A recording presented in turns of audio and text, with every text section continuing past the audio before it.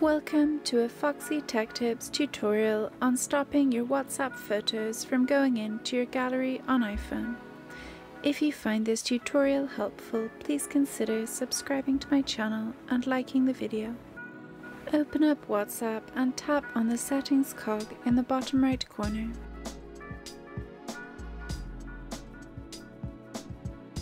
In Settings, tap Storage and Data. Under the Media Auto Download heading, tap Photos. Then select Never.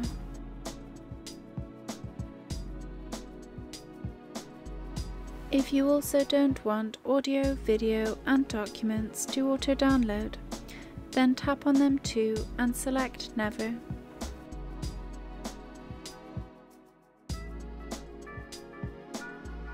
Go back to the main WhatsApp settings and tap on Chats. In the Chats settings, you want to turn the toggle off to the right of Save to Camera roll. When off, it will turn from green to grey. Your WhatsApp photos and videos will no longer save to your phone's camera roll. And that draws an end to this tutorial.